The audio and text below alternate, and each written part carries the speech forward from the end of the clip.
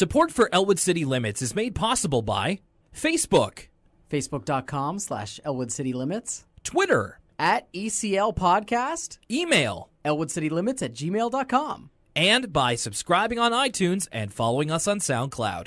Thank you. and my free time.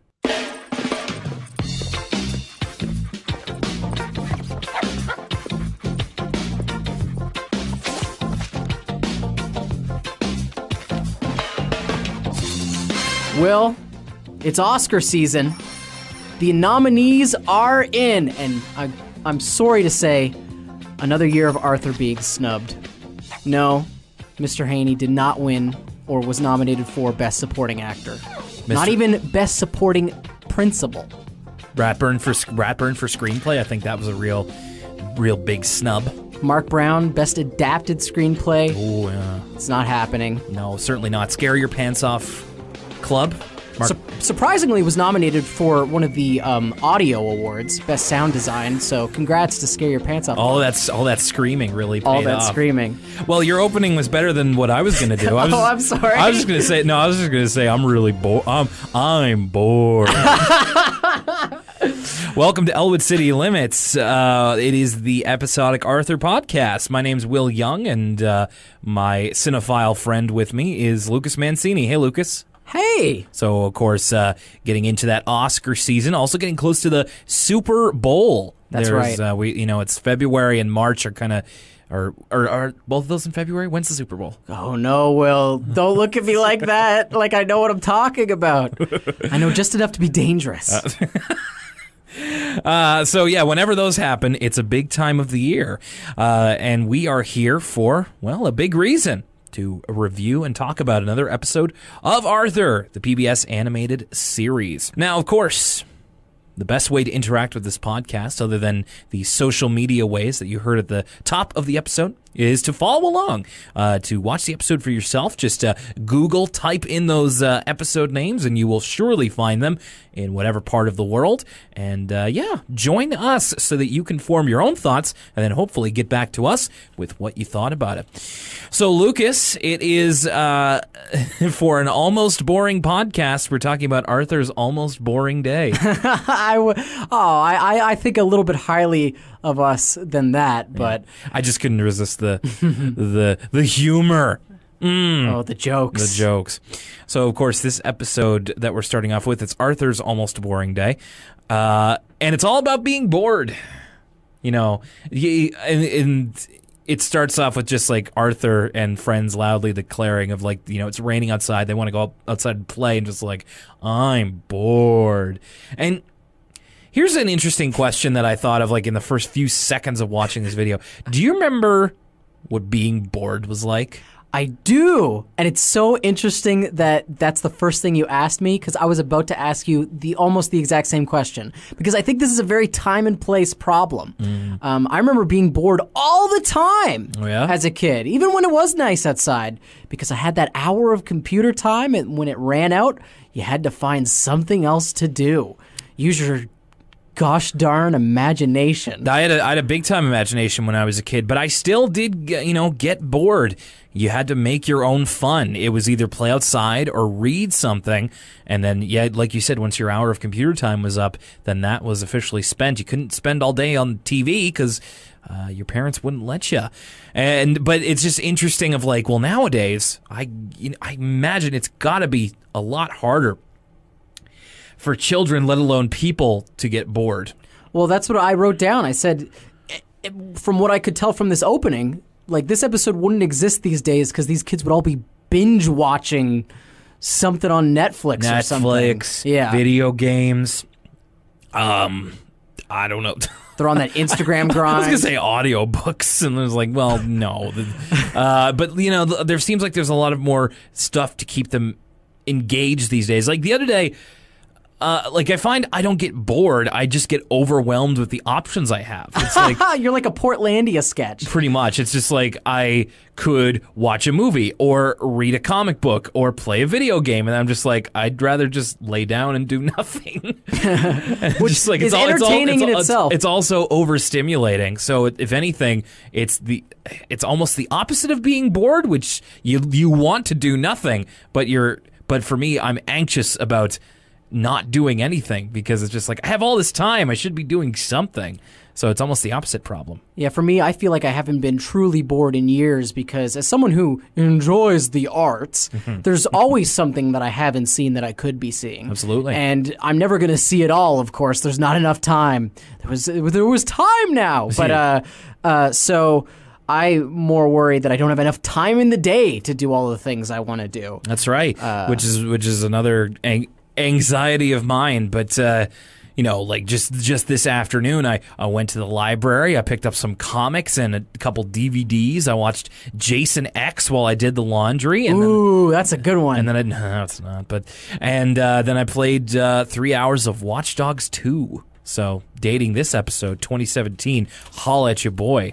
So everybody else is pretty darn bored, and Buster, Francine, and Brain are singing variations of Rain, Rain, Go Away, because, of course, they would rather be playing outside.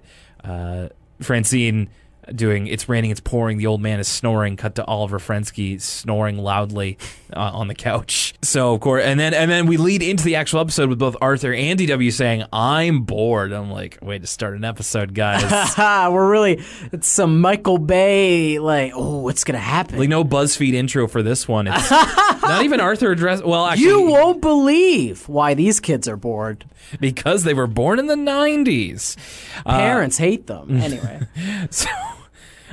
So Francine is in Mr. everybody's in Mr. Ratburn's class, and he's about to give them homework, and then Francine raises her hand, and she really like flails it around. She's like, Mr. Ratburn, Mr. Ratburn, like waving her hand everywhere. And like she's really trying to get his attention. Yeah, I think the joke is that Mr. Rapper might be a little bit taken off guard because Francine doesn't raise her hand often in class. Sure. And she's extremely enthusiastic in this instance. To which she says, today's Friday. And I'm like, so? Like, her reasoning is that today's Friday, so you can't possibly assign homework due for tomorrow. And I'm like, sure he can. He can assign homework whenever he feels like it, man. You have weekend homework? Got that all the time. That's true. Even weekend projects, which is basically what this is. Mr. Ratburn assigns them a weekend essay, a short report about what they do on Saturday. Which it must be just purely an English writing exercise, because I was trying to think about the academic value of that. Because it is cake. It is cake. Here's the icing on the cake. It's the fact that you have to write a short report about what you do tomorrow. These days, I don't know if this is the same everywhere, but at least in the province in Canada we live in, teachers aren't able to grade, they're not able to judge kids' marks on their homework. Like, your homework cannot impact your grade at all. Like, you could get 100 in school and not hand in a single piece of homework for the year. Is that true? Yes, that's absolutely true. In elementary or in high school? I don't know about junior high and elementary, but I know for sure in high school, teachers are not able to grade your homework and have it affect your grade. I feel like that's kind of a sort of hack for kids who exist outside the system, like the watchdogs kids of high schools, of like, yo, you don't actually have to do homework. They can't do anything about it. And it's like, yeah, but you do want to learn and get into good schools and stuff, which is where I'm coming from. But a lot of kids are just like, you can't touch me, man. You can't make me do homework. And I'm like, well, you're technically right. It's true. They can't. But you can I guess the point is that you can still actually get into good schools because it doesn't affect your grade. I was just thinking to myself, I was like, oh, if these kids are so, taken aback and upset about having to write this short report, double-spaced, I bet. I bet that's... About what they did on the weekend, they could just not do it. Yeah, and, it's kind of magician's secrets revealed of, like, now that people... It's kind of not trade secret anymore that, you know, you don't have to hand in homework in a high school setting. Just like, yeah, now everybody knows. So it's even more of a joke. Cat's out of the bag. Yeah. Speaking of jokes, we get one of my favorite running gags. Good gravy. Is we get to see what the other class gets assigned for the weekend. Man, okay, so we kind of have the running tally of characters we are not terribly fond of just yet. It's like there's Muffy because she hasn't really been developed yet. She's a main character, but she's getting there. We have Bitsy Baxter, who's like helicopter mom, but as I know, she does get better in other seasons. These kids in Mrs. Sweetwater's class, like, they're driving me up the wall, son. I find it so funny because their homework, as if you know, write a short report about what you do tomorrow isn't, you know, a bird class enough. You go over to hers and it's like, your assignment for the weekend? Make sure you have loads of fun. And I'm just like, boo, boo. I wonder if that kid who couldn't think up a rhyme was like, how do I have fun? Mrs. Fink. Yeah. How do I have fun? What's fun, Mrs. Fink? Yeah, Jesus. Little gag here of Buster asks about the report. Does that include eating? And Francine gets in a real zinger. She's like, didn't you hear? He said a short report. You eat all the time. You're fat. You eat a lot. That's the joke. Some body shaming, Yeah, a little bit. The three main characters, they leave the class, and right away, it's kind of Binky takes an adversarial tone with them because they're this is an episode where they're intimidated by Binky rather than kind of being friends with them. So that'll kind of go back and forth. He's like, I need ideas for my report. What should I do tomorrow? Buster invites him out to the park, and Francine and Arthur kind of give him the stink eye. And he's like, wait a minute, that doesn't make sense. If we go do the same thing, all reports will be the same. Binky not familiar with how prose can impact a story. Yeah. Like, if Ernest Hemingway and Joseph Conrad hung out for a weekend and they both wrote about it, I have a feeling that it wouldn't be the exact same report. Binky is unfamiliar with the concept of the authorial voice. Yeah. So we hung out at the park, I guess. But you know what? We do actually hear the reports at the end of this episode. And Binky does have a point in the end. Which, ironically, they do end up being quite samey. Everybody is kind of just like, what are we going to write this report about? And just like, we don't have to hang out with each other all day. And it's like, already we're seeing the main conflict of this episode, which is like way overthinking this easy project. And it's like, as a kid, I'm sure I was like, yeah, how are you going to do that? And it's like, as an adult, we'll get into it a bit more, but it's like, man, is this hard to identify with? And it's like, go figure, it's a kid's show, but like seeing it 20 years later, just like, man, I can't summon the will to care for you about this. It's one of those things where I have to empathize with other people's positions, though, because I remember, even in high school, some certain types of people just have a lot of trouble with open-ended questions. Now, this isn't necessarily that. It's about what happened your weekend. It's not. But even some people, like, I could see elementary school kids being like, oh my goodness, like, where do I start? Like, there's got to be more to it than that. It's got to be like a trick. So we go back to the Reed house, and Arthur and DW are watching TV. We get a commercial for sweet and fishy, good for kids, golden delicious honey squids. Which is just it's just read by Francine. Like, it's super obvious that it's just Francine's voice actress. Which is like, at first it seems like, okay, honey squids, it's like, you know, honey nut Cheerios or gold grams or something like that. But then DW and Arthur are just like, ugh. And I'm like, is it real squid or something? In the picture, it looks like it's a squid in a box. I was going to say, well, to me, it looked like, you know, just a golden gram in the shape of a squid. So, like, I don't know. I can't say. Maybe they do make it out of squid, in which case, why would you put that in a cardboard box? That would rot so quickly. Maybe it's squid flavored. Like those shrimp flavored honey squid. There you go. Now you understand why they were going because it was a mixture of the honey and the squid flavors. This is terrible. Like those shrimp chips you get from the Asian grocery store. I don't know what that is. They're chips flavored like shrimp. Oh, sorry. They're actually pretty good. Sorry, I thought you said shrimp fish. No, I might have. Anyway, I'm all out of whack over these honey squids. Yeah, really.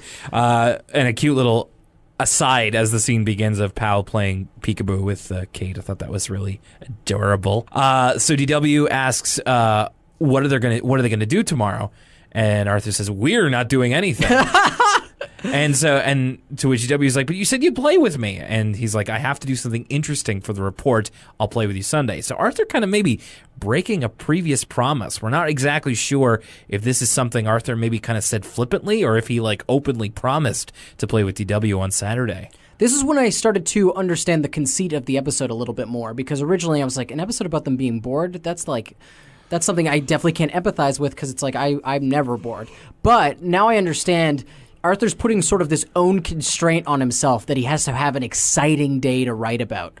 He's added this extra layer to his report that he has to go on some sort of adventure or something, so other people are impressed by his report. It's a lot like the episode earlier where he had to write like a short story or something about Pal, and he was really anxious about it not being interesting enough for the class. This is almost the exact same problem. Yeah, now that you mention it, it is the exact same problem. Like, okay.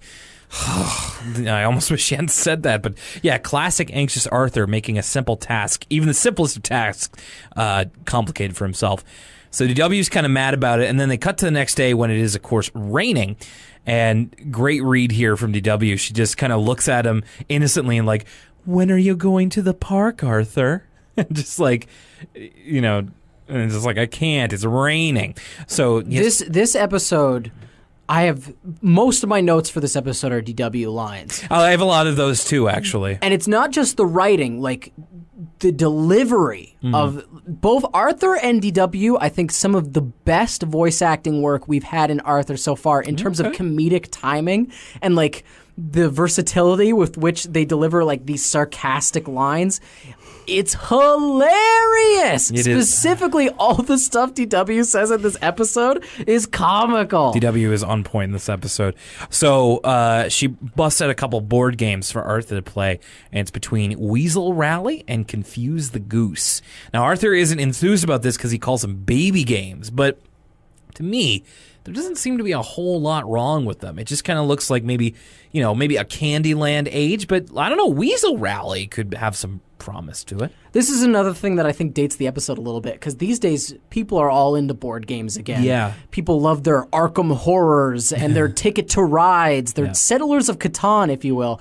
So I think this was more the era of your Milton Bradley, Snakes and Ladders, Hasbro, Sorry, Pop-O-Matic Trouble. Exactly, where board games were sort of more of a baby thing. Well, I disagree. It's more of that it was a family thing. Sure. And because I played board games a lot when I was Arthur's age. I loved playing Star Wars Monopoly, but not, the way... What was the most expensive planet? Yavin 4? You know what? It was probably Coruscant. It was. Yeah. There were two Coruscants that were the most expensive. The least expensive was Dagobah. Oh, you'd think it'd be... Oh, yeah, you know what? That makes sense. Yoda's Hut and all that kind of stuff. Star Wars Monopoly, Snakes and Ladders was another big one. Pop-O-Matic Trouble, like I said. Battleship was a lot of fun. You're right. There were an abundance of board games that were directly related for younger kids. Candyland. Man, that game sucks. Candyland is straight Garbo. Complete chance. Straight Greta Garbo. Yeah, Candyland has like the least player interaction of any board game ever. You could like play Candyland with a bunch of random number generators. It's the worst. I haven't played Candyland since I was a kid, and even then only a couple times because there were a lot of them were kind of just toys because they had like mechanisms like Mousetrap. Yeah, Mousetrap's more fun to like set up and just play with than actually play the Mousetrap game. Yeah, absolutely. That's what I did all the time. Grape Escape, Fraidy Cats was another one. All that kind of stuff. But I loved those because they were Perfection, another one that I had. And anyways, like I would see them all the time in like the Sears Wish book and like, look at all these board games. These look awesome. And because they were essentially big toys. But all the same, like I was still into them at Arthur's age. I didn't really think of them as baby games. And Weasel Rally kind of looks like a standard board game. Confuse the Goose is kind of one of those toy-based ones where it's like the rotating goose head, and you have to kind of Hungry Hippo's ass. A little bit, yeah. You have to like get the thing into the goose's mouth. So Arthur chooses Confuse the Goose to play, and then one of many cuts away to mom and dad, they're in the dining room kind of doing taxes or like expenditure reports, that kind of thing. And you can just hear from the other room like DW and Arthur arguing with each other. And then they burst into the room while mom and dad are trying to get their work done. And DW says, Arthur's ruining the game. He's not playing right. And this is where I so felt for mom and dad here, because like if my kids have this problem, like I'm not going to have a lot of patience for them, because she says he's not playing right, to which Arthur's like, I am so. I roll the dice, I move around the board. Or sorry, I said earlier they were playing Confused Goose. They actually start out playing Weasel Rally. So he's like, I roll the dice and move around the board. And DW says, but you're supposed to be having fun. And I'm like clawing at my eyes being like, he's playing the game. He's not, like, fun isn't part of this. Like, fun isn't a necessary part of this equation. He is doing his job to the letter. You can't harass him for not having fun. Conversely, though, you don't want to be playing with a sourpuss, Will. A negative Nancy. Oh, I bought another property. But you know what? But you know what's not going to make them. You know, it's not going to make them have more fun. Tattling on them to your mom and dad that they're not having fun. It's just such a white person problem. Fun's mandatory, Will. Not having fun is a thought crime. So it's just like Arthur and DW. The points that they're sticking with each other are just very frustrating to me. Being closer to mom and dad's position than I am to them. So then, you know, Arthur kind of pleads his case to mom and dad, just like, I can't write a report about Confuse the Goose. Everybody will laugh at me. I'm like, I don't think so, but you know what? Whatever. You invent these problems in your head, little lion man. Arthur's dad says, why don't you read a book to DW? And to which Arthur translates it as, mom and dad say I don't have to play that, but I'll read to you. And I'm like, that's not what they said. Also, at some point, like Arthur's kind of on the phone to Francine and Buster, who are trying to think of what they want to do. Francine kind of decides she'll practice the drums, and Buster's kind of hanging out watching TV, eating some celery. He's watching wrestling. Oh yes, he's watching TV. That's right. He is watching wrestling, which is a big part of the episode, actually. Which is funny. I wonder. It's Royal Rumble season in real life. I'd like to think it's Royal Rumble season in Arthur World as well. Well, he would be watching either. No, I was going to say he'd be watching WCW Saturday night, but it's Saturday morning, so it would be. I think, did the WWF have a Saturday morning program in like '96? I feel like maybe main they did. event. Maybe Saturday morning main event. I don't remember. You know what I'm thinking of? It's Saturday Morning Slam, which was the kids show that was on a few years ago. I feel like there is probably some wrestling that you could find on Saturday morning somewhere. Maybe they if this was the 80s, they could find their NWA affiliates. That's right, Jim Crockett Promotions. But which one would it be? We still don't know. That's right, we don't know. Which territory would they be part of? Hopefully they'd get Memphis. Ooh. I doubt it. I don't think. No. I don't think it's in Tennessee, but yeah, fingers crossed. Yeah. Anyway, so you know, Buster says maybe the rain will let up, and then it cuts to a weather report. Oh, this is hilarious! And this was unbelievable. Is what this was. The weatherman says this system is very similar to a monsoon, during which it rains nonstop for an entire month. And I'm like, what state in the U.S. of A. gets monsoon weather? I don't know. A state that takes place in the Book of Revelation? Are we talking Seattle here? Yeah, maybe. Or like India? It's either Seattle or India. It's one or the other. So DW very impatiently wanting Arthur to read to her. Buster says, yes. So Arthur's kind of distraught upon hearing that it's going to rain for a week. And Buster, not too upset about the whole thing. The advice he offers to Arthur is very similar to what I would do had I been in this scenario. Buster says, wait out the rain, watch wrestling all day. That's right. Which is solid advice for any occasion. Even when it's sunny, watch wrestling all day. Absolutely. Yeah, I was getting a little ahead of myself there. DW's got this great line where she's like, I'm ready. Mm-hmm. No, she's clearing her throat. She's not going, mm-hmm. Well, it's like a, mm-hmm, mm-hmm. Yeah. The comical part about it is that she does it like 3 times in a row. Like no one's throat could be that clogged. It's just for effect. Yeah. So he goes to read her like the Three Bears or something. She does have another good line of just like, it'd be so hard to play one game of Confuse the Goose with your adorable sister. I'm like, yeah, but you're at fault too. Like you're just gonna be crappy when he's not having fun. So this is an impasse. We're at an impasse here. We're just gonna keep running into problems. So Arthur starts reading and he's not enthused.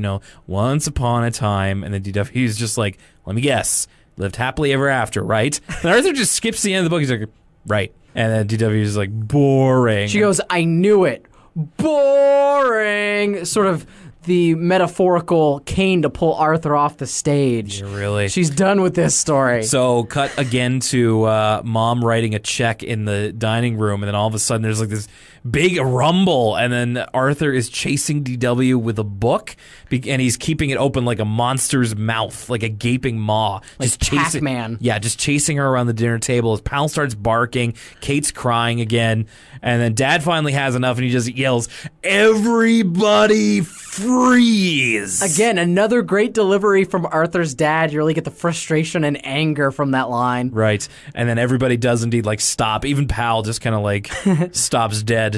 And I like how he chides Arthur. He's just like, is that any way to treat a book? And it's like, that was the first thing that he thought of thinking. They are the Reed family. It's true.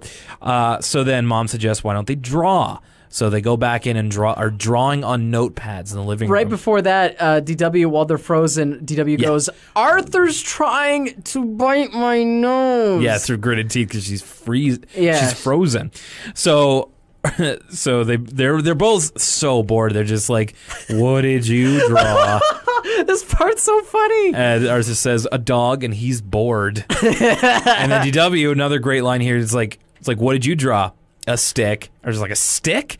And then she delivers it like this, and it's maybe my favorite line in the whole episode. Same here. Like, Best line of the episode. Like, a stick from the park where you promised to take me today. It's so weird. It's almost un-DW-like. Like it sounds like an adult woman, freaking out. Yeah, like she runs out of breath near the end because she's like putting every ounce of force behind that. I'd love to see the behind-the-scene footage of them recording these lines. Sure, that'd be great. And then of course it devolves into did to did nottery. And then finally, Dad gets the brain blast, to use Jimmy Neutron parlance, and decides to just kick him out. But of course, he sends them off to Grandma Thora's house, gives them rain jackets, and then I did get quite a bit of satisfaction of just get those kids out of here and get it all done. Just pawn them off on Grandma and just be on with your day. Well, and I think that was the intended effect too, because during this whole sequence, we keep cutting back to the parents' perspective. Yeah. And I think that's the writers trying to get us to kind of see the situation through the parents' shoes. Isn't this ridiculous? Yeah. So they're on the step after Dad closes the door, and two things I noted here. The first one was DW's line, obviously. She says, "It's raining. We'll die out here," which is actually something I said a couple of times when I was a kid, not fully understanding it. Also, when she says, "We'll die out here," I've always noticed this. Arthur makes this weird face where his eyeballs go in different directions and he goes "Ugh," in anger. It looks super weird. I'll screen cap it and put it on the social media this week. I'll have to see that. I missed that. No, it's weird. It's really strange. So they're walking to Grandma's house, who apparently doesn't live very far. I noted here that as they get to Grandma Thora's door, Arthur, it's harder for me to kind of have sympathy for kind of both of them, but especially Arthur in this episode, because it's he's whining a lot. That's why I kind of felt for DW in the earlier segments, as unreasonable as she was being in terms of Arthur being quote-unquote fun or not. Yeah. It's just, he's bringing the whole mood down by being a spoil sport. He really is. If he's going to be bored, you're all going to hear about it. Yeah, he's literally oh, great. I get to write a report about going to my grandma's. I went to my grandma's. She's nice. The end. I'll tell you what, though. Again, the delivery is what really sells that line. The disaffected, if that's a word, tone of Arthur being oh, wow. There's something a little special about it. Some of that 90s sarcasm. I don't know. It was kind of getting on my nerves. Grandma Thora welcomes them in, and she uses a line that I use to this day. It's a good one to keep in your back pocket for a rainy day. She says, "This is only good weather for ducks." And then, of course, a duck family is out biking in this weather. One of the ducks turns back and says, "Beautiful weather, huh?" in Buster's voice, like in that wah wah wah. So they come in, and I like this. Grandma almost spills the beans that like Dad begged her to take them. Just like, when your father begged me to, when I decided to invite you over. And she says, "You can help me." And then Arthur interrupts her, like, "Help you watch TV?" And I'm like, what did you think was going to be the answer to that one, huh, champ? Also, buddy, you had a TV at the house you were at. Like, you could have been watching TV if that's what you wanted to do. For sure. You're reaching, Reed.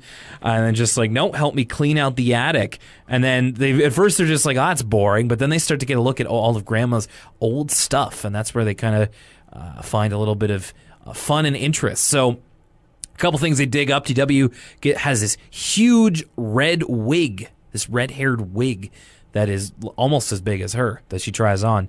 Arthur finds a baseball bobblehead that belonged to his dad. Which is so cool. Yeah? I would be so stoked to find like a vintage bobblehead. That's right. It would be like Cal Ripken Sr. or something.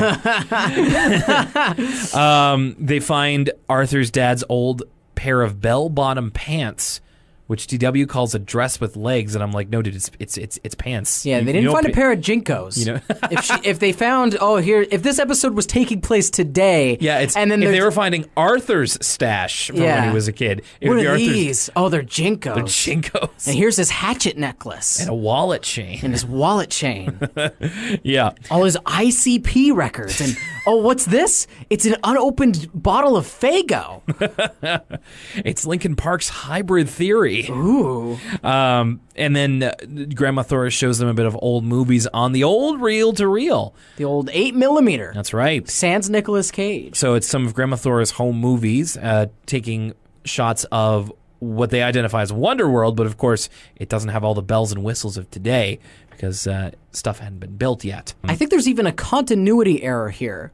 Because Arthur asks, well, where's the Hurl-a-World? Yes. And I don't know this for sure, but I thought that in the episode which the Hurl-a-World was featured, like Arthur heard about the announcement of its opening. It's called the all-new Hurl-a-World. Oh, so it was renovated. Because I was thinking that I don't know, but I think all new as in they just built it. Oh, so in this case, Arthur's being a moron. Yes. Because of course the Hurl-a-World's not there. You remember when it was open, my dude. You clod. No, it's just like, little sympathy for Arthur in this one. What I thought was interesting was that the Sugar Bowl has been standing since the 1940s, 1950s, maybe 50s. Okay, for a long time. It's a staple of Elwood City. So Arthur is captivated by these home movies, and then we cut to Monday when everybody's reading their report, and turns out everybody stayed in to watch wrestling on Saturday, which is awesome. Well, like everybody's kind of really bored because everybody's report's the same. It's I stay inside and I watch wrestling. Yeah. Mr. Rapburn is like visibly upset, like he's like almost falling asleep himself, and it takes a lot to take him to fall asleep. Yeah, everybody's yawning. But me personally, I would love to hear what a bunch of kids thought about wrestling. Sure, that'd be great. If they went into depth. What did you think of the angles, kids? Right. What did you think of? It's like, what do you think's going to happen if the NWO takes over WCW? I guess that would be the angles of the time. No, okay, so like... What year is this? 1990? This is mid to late 96. So the NWO might have just been starting to happen. So this is like... Maybe even I hope... Maybe even Hogan and the Dungeon of Doom. Yeah, this is I hope Hogan beats the Dungeon of Doom. And boy, do I sure hate that Shawn Michaels character. I hope Razor Ramon beats him. No, not even Razor Ramon, because he would have been getting ready to... it would have been like, Shawn Michaels, he's like the good guy. This would have been like this would have been like Boyhood Dream. This is Shawn like Michaels. I hate Diesel. Or like it's like, boy, that Sid Vicious is real scary. Something like that. You know what? When we get a little corner shot of the wrestling in this episode, it's kind of like a Arthur-fied Sid Vicious. Yeah. I am the master and ruler of the world, Goldring. God, I love Sid Vicious, but not now. I must say, like, Mr. Ratburn's falling asleep. I just gotta say, negative props to you, dude. You thought of this crummy assignment. I'm sure he didn't count. He should have checked the weather, first of all. And I'm sure he didn't count. Like, kids could have at least been like, I went to the park. I did this. But he's kind of sleeping in the bed that he made. Yes. So finally, Arthur's report is that, you know, on Saturday I went to my grandma's, and everybody's like, ugh. But then he brings in Grandma Thora, who brings in the reel-to-reel. Which is cheating, by the way. This is cheating. Oh, You're supposed to have written a report. You can't just bring, like, a presenter who also has, like, live props, like footage to show. Of course his, like, report's going to be more entertaining. Everybody else followed the instructions. I think at this point, Ratburn's just praying for somebody to go off book. That's true. Which they do, or off the script. So Grandma Thora has more old movies of Elwood City. Arthur is dressed in his dad's old clothes, including the bell-bottoms, and he says, you know, comic books used to cost 25 cents. A quarter. And everybody thinks that's awesome. And then we cut to what looks to be like maybe Elwood City High from when his dad was younger. And we get a shot of a couple of younger versions of characters, including a young Lucas Mancini. Or excuse me, a young Mr. Haney. I kind of see the resemblance. Mr. Haney's glasses are more rounded, but I did kind of see and not in the sense of he got hit with a football. It's like I wouldn't necessarily expect that of you, but you did kind of have the same wide-eyed look on your face. Well, I'll take that as a compliment. It is. It's meant to be. This is why I think it's the 50s. Is all this footage we see is very Animal House in terms of like the outfits and just everybody's Arthur's mannerisms. dad smashing a guitar against a wall. I could see it, man. Mr. Ratburn would be what's that guy's name? Doomsday? D-Day. D-Day. Fat, drunk, and stupid is no way to go through life, Mr. Ratburn. That's right. It's Mr. Haney's 6th year of college. So is Mr. Haney the Bluto of this all, whatever his name is? Maybe. I haven't seen Animal House. Oh, what? You should. Well, that's a podcast for another time. But trust me when I say this is all this imagery is very Animal House for sure. And then finally, we get a shot of Mr. Ratburn doing making a touchdown and then doing a total showboat maneuver. Right, Mr. Ratburn channeling his inner Richard Sherman. Right. I was hoping you would have somebody. Yeah, very very showboating. They wouldn't allow that now in the No Fun League. It's Nigel Boogie Ratburn Cousins over here. Man. That's as good as I can do it. And to which Mr. Ratburn's a little embarrassed, and then the episode kind of just ends there. Then we go into, and now a word from us kids.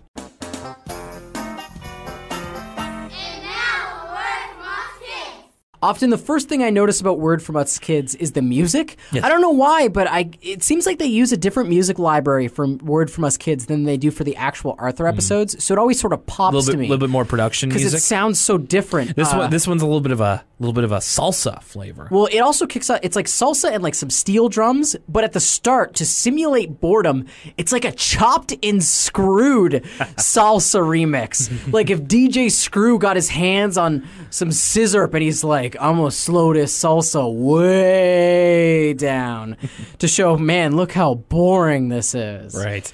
So they're all talking about what kids do when they're bored in kind of a kid's classroom. And I gotta say, the girl that they got to narrate this segment, I loved her. I thought she was very, very good. She has this bit at the beginning, and I wrote this down. She's like, hi, my name is Waleska Sandita Santana Provins. Oh, yeah. She has a very MTV Cribs energy to her. For someone who's supposed to be introducing, I guess she's introducing all these ways to entertain yourself. Yeah. But the way she goes around the classroom, it is very MTV Kids, like, come on in. I'll show you. Yeah. Here's the bedroom. This is where the magic happens. So she's like, oh, here's where we play with blocks. And here's where we use the computer. Yeah, so she's talking about like stuff like using the computer. Remember playing with blocks? Remember when we did that? Oh, yeah. It got political in my elementary class of when people were making things with the Kinects and people would argue and choose sides over who was the best at building with the Kinects. Who could make the coolest gun out of connector blocks. Exactly. It was very much who could make the coolest gun. And I remember there was divisiveness among the classroom. I was on the losing side. There was this other kid who made a way better one, but my friends stuck with me. That's loyalty I'll remember to this day. The best one was when you got to when you got to do math exercises with the blocks and then make guns with them. Those were the days, my man. And of course, just playing playing with blocks in general. That was always great. I always liked making towers of blocks that I could crash my cars into and knock over, just like they would do in the action figure commercial. Just like, here's the new Batmobile. Here's a convenient stack of blocks that we put Mr. Freeze on top of, and there's the Batmobile into those blocks. It's great. Like I said, this girl is awesome. Like, she has a couple of things where she's like, it's like, these two are like, excuse me for interpreting the accent, but it is part of the charm. It's just like, these two are playing chess. Chess is a beautiful game. And it's just like, I don't know how to play chess though. And then just like, it's like, these two are reading. It is a beautiful activity. And I'm like, is a beautiful thing. And I'm like, it's so endearing. I like to think that she wasn't prompted by the producers or anything. No, this was all just I think they pointed a camera at her and they were like, all right, go. No, I think this girl is a real entertainer, and I think that's what really makes it a lot better than some other kids segments. And I thought I enjoyed this one. I thought it was real cute. And now, back to Arthur. Okay, getting into the second episode, which once again follows the theme of Grandma Thora. This one is actually a lot more Thora-based than the first one. It's the half-baked sale, not Arthur and the half-baked sale. No, it's just the half-baked sale. Arthur kind of starts this talking to the camera and talking about the ways in which Grandma Thora is great. And sort of a compliment sandwich. Yes, as you've started to adopt at work, I'm to understand. Yeah. So one of the ways that she's awesome is that Arthur's kind of relating an episode of Bionic Bunny to his parents and his grandma on the beach, and he's like, and then it's like the evil Dr. Warthog comes in, and his dad's like, whoa, hang on a second, who's Dr. Warthog? And then Grandma Thora's like, he's part of the rat gang, David. Get with the program. And so by the way, is that a huge like, revelation? Is this the first time we figure out Arthur's dad's name is David? David Reed? Maybe. It could be. I am not 100% certain on that one. But it's just like, yeah. So Arthur's dad is named Dave, and or David as she calls him. But Grandma Thora's been listening. She's into the story, and wouldn't want to watch a movie with Arthur's dad. He strikes me as the type who's like, who is that? What? Why do they kill that guy? Why do they kill that guy? I thought he was on their side. Who is that? Yeah, I can't do that. She also fills in Arthur's life when necessary. She's fills in for them for an umpire one time for one of their Little League games. So, all in all, she's great. There's just one thing that she's not so good at, and then Grandma Thora, so they're in the garage for this one. They're like stacking boxes or something. And Grandma Thora comes in with a plate of cookies, and DW and Arthur make tracks. So it's to imply that Grandma Thora is not a good cook. Which right off the bat is ironic considering her son's profession. Though we actually get to see some of the backstory of why that is a little bit later, which if you think about like where Arthur's dad's character goes in the greater series, how he is this chef. Yeah. He's sort of this he's a perfectionist. He's a prodigy when it comes to the baked goods. Yeah, he knows a lot. The circumstances which forced him to be that are pretty funny. Yes, I agree. So it starts off with Grandma Thora is going to be staying at Arthur's house to take care of him, DW, and Kate because Mom and Dad are going to visit Mom's father, who is not well. Who I believe that would be Grandpa Dave. So they're going to go visit Grandpa Dave. And so Grandma Thora is just like, yeah, I'm on top of it. Got the number of the family doctor, and I know the name. And then just like, it's like, and tonight I'm going to cook you kids something really special. And then everybody freezes. Like in places, like as they're helping, like Dad put a suitcase in the car, they just go, like petrified. And then Dad's immediately just like, Mom, I just left you some money so you could order in. And then Grandma Thora brushes him off. She's just like, I know you don't think of much of my cooking, but that's only because you're a professional. So she disregards David's opinion because he's a professional. Though props to him up to this point. This whole episode, spoilers, this whole episode sort of is about people not being honest to Grandma Thora to save her feelings about her bad cooking. Yes. And right off the bat, we know that David has told her many times. She just doesn't believe him. So props to him for his honesty. Yeah, I think at some point in their familial relationship, it would have come up in some form or another. So we cut to Thora in the kitchen. She's making something and making a giant mess of things. Arthur and DW kind of spying on her, and Arthur says, I think she's making something out of what I used to make my topographical map of Mexico. Which is like, edible ? And so they're really not looking forward to what Grandma could make them. Because apparently her chicken soup is rotten as well if they pretend to be sick. There's also a cutaway of Grandma Thora cooking stuff for Arthur's uncle, the guy from the family vacation that you and I both loved. Yes, he doesn't have any lines, but we do get to check back in with him. So it's when Grandma Thora made pecan pie and forgot to unshell the pecans, so he nearly chokes. Nearly chokes or nearly chips a tooth. Like, it's dangerous all around. Yeah, like Arthur's uncle returns and nearly dies. Flashbacks to Nickels in the Brownies. So, like you said, this episode is kind of based around the fact that nobody wants to tell Grandma Thora to her face. Now, normally this would be something that I'd be kind of like, just tell her already. Like, you know, for kids their age, and for a topic that's a little bit sensitive, maybe, you know, tied a bit to Grandma Thora's pride, I'm willing to meet this halfway a little bit more, because I understand that they want to save her feelings, and there's no real good way to tell someone like that, especially from a young kid to a grandparent, that their cooking isn't good. I feel like that would be like, if I'm just thinking, if my grandkids told me that my cooking wasn't any good, and like then I had them for like the next couple of days or the next week or something, I would feel really insecure. Well, it's also like, when you're cooking for someone, you're doing them a huge favor. Yeah. And so a lot of times, even like I remember when I used to be at a friend's house, and this is different obviously because it's not family, but if you don't like the cooking, you shouldn't say anything. That's extremely rude. Yeah. And so if this was a real life situation, I don't know if I would tell the grandparent either, because like, what kind of bratty kid's like, oh, this like sucks. You know what I mean? Of course, there's a way to let someone down easier than that. Yeah. In the kids' defense, though, they try throughout this episode. A lot of times, the circumstance is what prevents them from actually telling her. They start to screw up the courage, and then something kind of messes up. So to start with, Grandma's less than questionable cooking taste. So she makes him for dinner what I interpreted as toast with amoeba splotches and blood or something? I think it's French toast.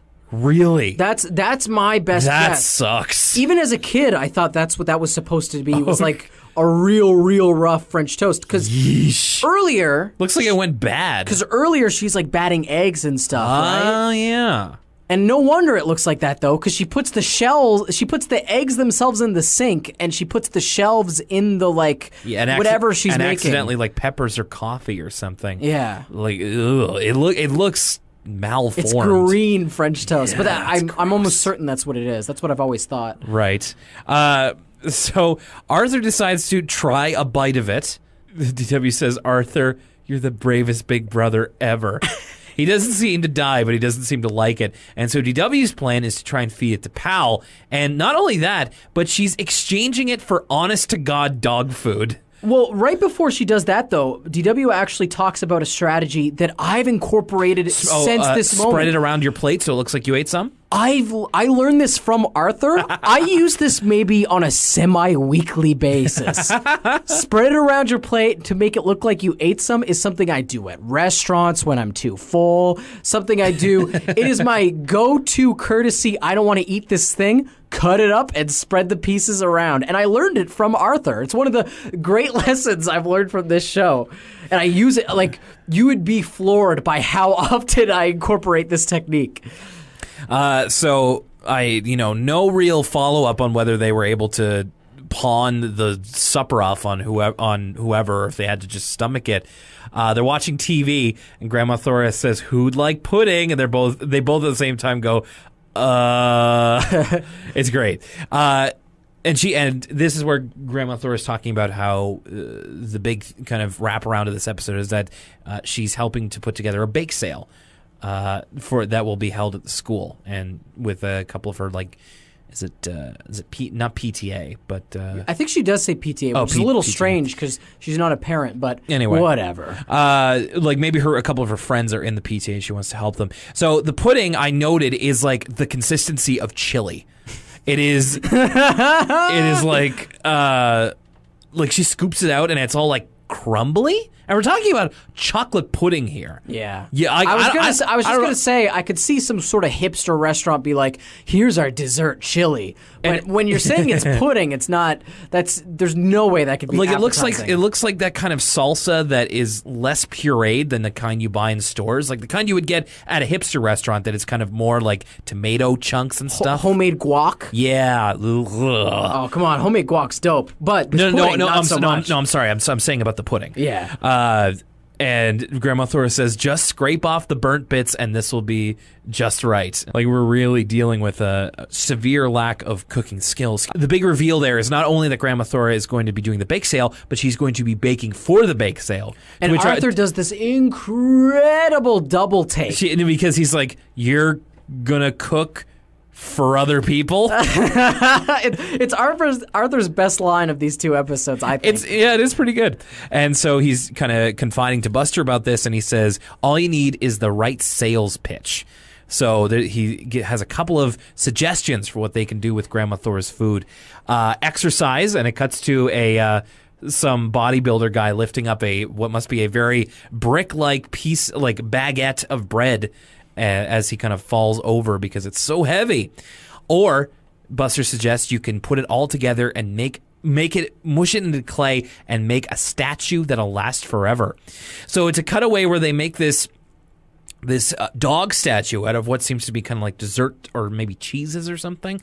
And then it flash forwards to like 200 years in the future, and a descendant of Mr. Haney. We can only assume Mr. Haney's great-great-great-grandson. And like Haney Jr. or Haney the Fourth is walking a robo-dog. And very Back to the Future, too. And, with the lack of foresight that I can only attribute to someone of the Haney bloodline, takes a chunk out of the dessert statue, eats it, and then spits it out, and I'm like, that's not exactly a reflection on Grandma Thora's cooking. It's hundreds of years old, my dude. What I'll say about this whole bit is that we've often hypothesized on what Buster will be like in the future. Yes. What he's going to be like in college, what he's going to be like a grown-up. And I never realized, but Buster's got the mind for marketing, man. Like, that's that dude's future. What a genius idea. Who says you have to tell people it's food? That's right. That's thinking outside the box. That's true. And he just kind of needs to refine that a little bit, because I don't think these ideas are necessarily terribly great, but they are more than Arthur has. And then, of course, his final thing is, as he's kind of struggling with his locker to put things back in there, like the huge amount of stuff that he has in his locker, he just says, you're just going to have to tell her the truth, which Arthur is not exactly relishing doing. So he's shopping for baking ingredients, Arthur is, with Grandma Thora, and she tosses him a tomato. And she says, can't make cookies without breaking a few tomatoes. And I'm like, how do you even get there? How do you even break a tomato? Great. There's multiple questions this poses. Like, just crack a tomato like an egg or something? Oh my goodness. But but it just, where did you get this idea? Like, are you like... Now, if you make the logical leap that you're one of those people that don't mind fruit and cookies, okay? And listen, I know they're a rare breed, but will they exist? Sure. So let's play pretend, stress those imagination muscles. Probably the same people who like peak freens. So I like peak freens, but I digress. Sorry. We're the kind of people that like fruit in our cookies, okay? Okay. Tomatoes technically a fruit. Oh my god! It's technically a fruit. We're not just dealing with like not being able to cook here. We're dealing with like food illiteracy with It's Grandma. true. It's like if you showed an alien all the food in the world and you told them to make something. Right. It's just like, it's almost like you take Grandma Thora's mental health into the equation. Yeah. Because it's like, where did this even come from? There's no cookbook that's going to tell you to put tomatoes into this concoction. So are you just, throwing it at the wall, seeing what sticks? In some cases, literally. Like she's saying tomatoes. I'm just like, is she trying to say eggs? Is that what she's trying to work out? Like, what's happening here? Is she all right? Then we get an appearance in this episode from Mrs. McGrady, who we find out his name is Sarah McGrady. Because Grandma Thora addresses her as Sarah. They're both good friends with each other. Mrs. McGrady's Boston accent isn't very pronounced, so maybe that was kind of a cutting room floor type of thing. Maybe didn't test well with kids or something. I don't know.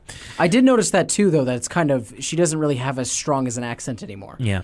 So they kind of take the groceries home. Mrs. McGrady briefly offers to help Thora bake, to which Arthur jumps at it first. So this is where the kids are about to tell her. Like, they're getting ready to tell her about the cooking. Yeah. It's after the tomatoes line. They're as alarmed as we are. And Arthur's getting ready to tell her, and then Mrs. McGrady shows up, interrupts him. Yes, exactly. So Grandma Thora politely declines Mrs. McGrady's help. And then when she takes the groceries in, she said, cooking runs in our family. In fact, your father started cooking when he was your age, Arthur. The DW kind of gets a bit of a side eye, and she's like, I believe it. That's where we figure it out. That's why Arthur's dad's such a good cook. Because he it's had out to of learn necessity. He had to learn from an early age. So then DW offers an alternate plan to telling Grandma Thora the truth. They have to change their names and move away so that they can deny anything to do with this. To which DW puts her blanket over her head like a shawl and says, from now on, I will be Mrs. Ida B. Forkenstern. So she's willing to pose as an old woman in some state on the other side of the country in order to get out of this. Either that, other side of the country, the whole getup, the whole joke is like some vaguely European, like Eastern Bloc accent and look that DW... Mrs. Ida B. Forkenstern. Yeah, it's like whenever SNL tries to make fun of someone from that sort of Eastern Bloc, like the Ukraine, like, oh, I'm from the Ukraine, and they always kind of have the shawl over their head that way. Yeah. That's what I got from this. Fred Armisen doing an old Russian babushka. Yeah, exactly. So then Arthur gets an idea that they will enact at the bake sale. So then the day of the bake sale comes, and DW susses the plan out of Arthur. He has dug up the birthday money Grandpa Dave sent him, which he flashes a $10 bill. And he said it should be just enough to buy all of the things that Grandma Thora made, specifically the cookies. And to which DW says, Arthur, you can't eat all these. You're too young to die. I'm like, man, this is like kid arsenic. So what Arthur's intending to do is to buy out Grandma Thora's inventory to get it out of the bake sale and then to hide them somewhere. So his first idea is to hide them in his locker. And I realize this whole situation exists because the episode needed conflict to happen. Yeah. In real life, you would... I just want to make it clear that this came up. In real life, you would just throw out the cookies. You just put them in the trash. Yeah, because these are not going to be any good to anybody. But maybe thinking to cover his tracks, he doesn't want Grandma Thora to notice them in an errant trash bin. But unfortunately, Grandma Thora is right next to Arthur's locker with Mr. Morris, the janitor, who makes another appearance because one of the signs for the bake sale blew down and the grommets are torn out. Another thing I learned from this episode. What grommets are? What grommets are. Much like the thing at the end of your shoelace, it's one of those words you don't hear that often. Yeah, or like finding out that the things that clip onto your backpack are carabiners. Oh, I didn't know that for a long time. A rock climber like me will? That's what they teach you day one when I go bouldering. Don't even need the carabiners. Just do a bold, blind face or whatever. That's right. All I need is some chalk and my wits. You're like Tom Cruise in Mission Impossible 2. Or like Sylvester Stallone in Cliffhanger. Sure. So then Arthur decides to hide them in the janitor's closet since he can't get to his locker. So Mr. Morris, unfortunately, has to go to the janitor's closet to get some sticks to hold up the sign. Now, Grandma Thora kind of doesn't catch them, excuse me. They go up to her and present her with the $10 bill of, like, the cookies sold out immediately. And then Grandma Thora's a little suspicious. Is like, they couldn't have sold out that quick. And Arthur's kind of like, they're a little bit caught in the lie, so they're going to have to either dig deeper or just come out with it now. But then Mr. Morris falls over when he opens the janitor's closet, which I kind of didn't understand. Like, I don't understand how they hid the cookies so that when he opened the door, they just kind of like flung onto him and nearly broke his foot. We've brought this up before, but it's very Kraft Brothers. Krat Brothers. Excuse me, I do that every time. Yeah, I know what you're saying. They open the closet. Whoa! Oh! But it looked like a pretty deep janitor's closet. It wasn't like, the closet you'd get in your standard bachelor's apartment. It's not like a shelving. So I have no idea how this happened. Thora takes him to the nurse's office, and then she's like, what I want to know is how did my cookies get into the janitor's closet? And then finally, Arthur and DW come out with it, just like, we put them there. Now, doesn't she say something about, like, the cookies being so heavy they, like, really injured him? I thought there was, like, a little joke in there about how her cookies were, like, so hard and, like, heavy that, like... Maybe that was it. She said, like, the nurse says Mr. Morris's foot isn't broken, but something very heavy must have fallen on him. That's what she says. And so I thought the joke there was, like, oh, the cookies are so bad that they're, like, so hard and heavy and, like, stale that they have like the cookies. mass of a dwarf star or something. Yeah, maybe actually that might actually be it. What caused the problem? So they're forced to confess that, or well, they don't really. They confess that they put the cookies in there, and right before Grandma Thora can find out why. Mrs. McGrady comes up and says, we're doing great business. This is the best one we've had in years. And, of course, this is after all of Grandma Thora's inventory has been moved out. And then finally, Grandma Thora kind of puts it together and asks Mrs. McGrady, tell me the truth. Am I a bad cook? And then Mrs. McGrady kind of, like, blushes a little bit and just, like, why do you ask? And then to which I was like, she knew this whole time? Like, if the burden of confession is on anybody, it's Mrs. McGrady who is Thora's peer. Like, she's her friend. You know what? Wouldn't you want to tell?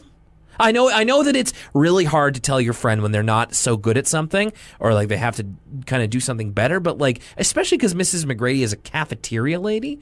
Like, you'd think this would have probably come up at some point. You know what? I didn't realize this because when she sees them at the grocery store and she offers for help, it totally changes the tone of all that stuff. Like, knowing that she's in on it. But I'll tell you what, I think the reason I didn't pick up on this is like kind of, it's a really almost solemn moment.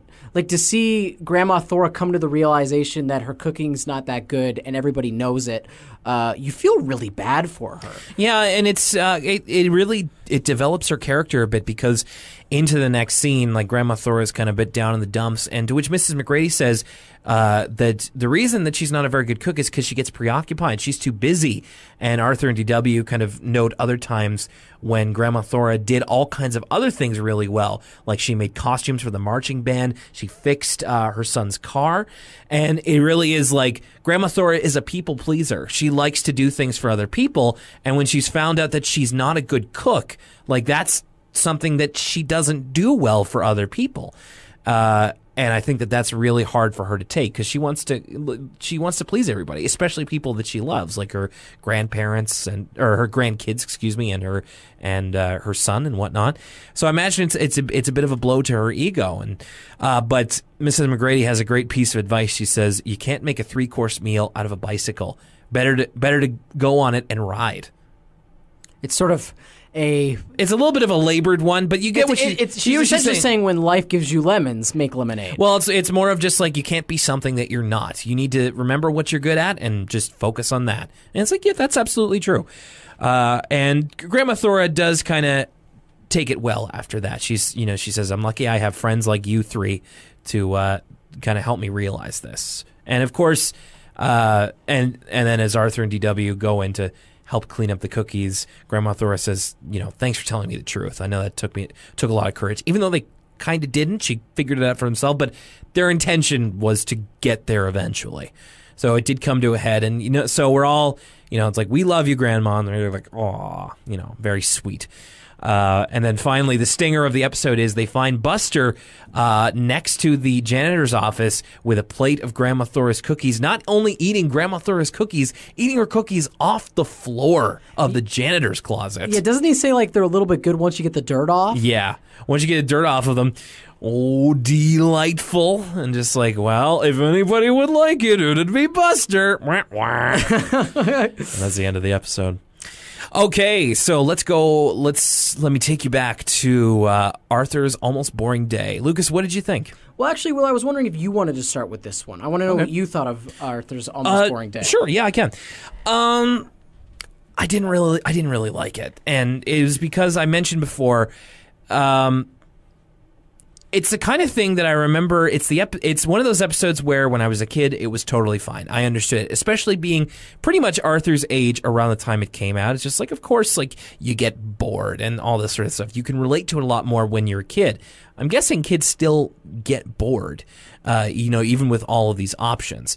They just, kid brains kind of adapt to it, and it doesn't hold up for me as an adult. Not only because I can't really identify with the being bored as much, but also because it's harder to identify with them when they're being kids. And the thing is that a lot of times Arthur is kind of the audience surrogate a little bit, but it's not necessarily problems that are exclusive to kids. A lot of it is kind of like life lessons where you can kind of like meet it some way of just like, oh yeah, I kind of dealt with this at one point or something. This is a real, like, it's a kid's problem, and they deal with it as kids. Like, they're very immature. Arthur and DW bicker with each other, and it's just like it really got on my nerves. And not that they can't be kids, and of course, if you're a kid, this episode's probably fine. But for me, it really didn't have a lot of value going back to it, and a couple of good lines and all that sort of stuff. The animation was nice, but it wouldn't be an episode that I would really want to watch again. So I agree with you in terms of like the characterization is kind of annoying, and I do think it's easier to empathize with when you're a kid. Mm-hmm. But I actually happen to love this episode just for the sole reason that I found it hilarious. It was funny. It was funny, and it might be I'm a little bit biased. I do think I prefer the funnier Arthur episodes, or the ones with the more, the more writing, the snappier writing of Arthur. And this episode, I didn't even notice all of its faults, which I do think exist, as you say. Yeah. I agree almost totally, but I didn't notice any of that stuff while I was watching it, because I was just laughing so hard. Like, everything that came out of DW's mouth this episode and Arthur's reaction to that stuff, rather than be annoyed by it, I just thought the whole thing was hilarious and really funny. I almost wish I could get those lines just free of the context of the episode, because for me, it's almost boring to say, but I find the best Arthur episodes are able to combine a little bit of everything into a good package. This was, like you said, it was very funny. It had some really good lines, but I find that it didn't come through in the other parts. And so I'm not really, like, I can remember those lines fondly, but not really anything else. And so then conversely with Baked Sale. The Half-Baked Sale, yeah. The Half-Baked Sale. I thought this episode had one of the best endings we've seen so far. Sort of the growth of Grandma Thora as a character, and the way she reacts to when she realizes that she's not a good cook, her emotional response was super realistic. Mm-hmm. Like, it's exactly how an adult would act in that situation, and I thought that was really impressive. But I thought the episode as a whole, especially in the middle, I just kind of checked out a little bit. I found it the opposite of the Boring Day, in which I thought it was just kind of boring. So there wasn't... Ironically. Yeah, exactly. There wasn't the humor... and I could see where it was going. It was a little bit predictable, like, oh, they're going to have to tell her that her cooking's bad. But I did really like the way it wrapped up, and I liked the emotional resonance. I don't know. Resonance. Yeah, with that. I agree with you. I do think that ending part is almost a little bit, I wouldn't say uncharacteristically. I think it's just a bit of a rarer Arthur moment in that where it's true to life. And I think those are some of the best parts of the show. But I do agree with you. I think that the episode that it was contained in was average. I'd say it's average. It's okay. Like, the animation is pretty good. It wasn't especially like funny. There were a couple of moments here and there, and like I kind of got a kick out of like how gross Grandma Thora's things were that she made. Like, I thought that was kind of fun in a little bit of a way. But you're right. It was also a little predictable, and it kind of ended the way. But I think the thing I can say about both of these episodes is that there are parts that don't really add up to a whole with both of them. And for the Half-Baked Sale, it's the ending, and for Almost Boring Day, it's the humor. And I think those are the strongest parts of each of them. And the rest of it, in Almost Boring Day, like, they actively annoyed me, and I didn't really like them. In the Half-Baked Sale, there just is nothing really outstanding. So I agree with you on that kind of summation. Well, there you have it. Arthur's Almost Boring Day and the half-baked sale. It's really hard to kind of judge Arthur episodes on like a recommend or don't recommend thing. Just keep in mind what we said there. But of course, we would love to know what you thought of the episode. Now, we'll just quickly get into the ways you can get in touch with us. Let's start it off with elwoodcitylimits@gmail.com. What did you think of this pair of episodes or any pair of episodes that we've covered?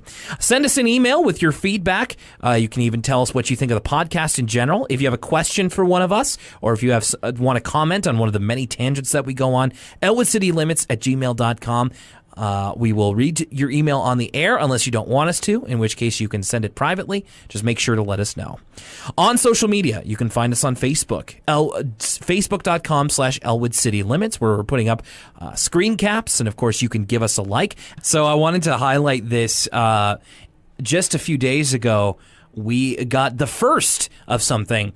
Now, I'm always talking about how you can rate and review us on iTunes, but something I completely didn't realize was that you can do the very same on Facebook, on facebook.com/ElwoodCityLimits.